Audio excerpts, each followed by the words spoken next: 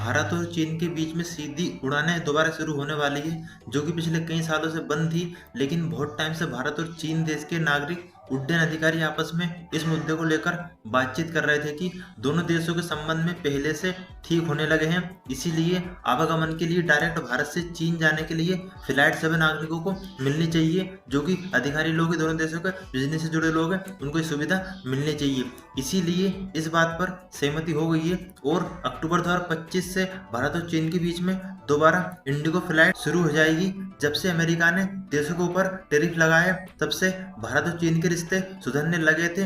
दोनों देश व्यापार समझौतों के लिए मीटिंग करते रहते थे। और बात करें इंडिगो फ्लाइट की, तो ये देश की दिल्ली और कोलकाता से डायरेक्ट चीन के लिए जाया करेगी। भारत से चाइना के लिए फ्लाइट साल 2020 में बंद कर दी गई थी, जब उस टाइम पर भारत और चीन की सीमा पर सेना में झड़प हो गई थी, जिसकी वजह से दोनों देशों के व्यापारिक संबंध भी खराब हो गए थे और फ्लाइट भी बंद कर दी गई थी। और उसी टाइम पर कोरोना महामारी भी आ गई थी। बोला जा रहा था कि कोरोना वायरस सबसे ज्यादा चीन देश से फैल रहा है और शायद शुरुआत वहीं से हुई है। इसीलिए सीमा विवाद के चक्कर में फ्लाइट बंद कर दी गई थी। लेकिन पिछले बहुत दिनों से भारत और चीन के नागरिक उड्डयन मंत्री इस मुद्दे को लेकर विचार कर रहे थे कि भारत और चीन के बीच में फ्लाइट चालू होनी चाहिए, जो कि अब दोबारा कर दी गई। भारत और चीन के रिश्ते थोड़े बहुत पहले से सुधरे हैं और ये तब हो गया जबकि अमेरिका ने सभी देशों के ऊपर बहुत ज्यादा टैरिफ लगाना चालू कर दिया था।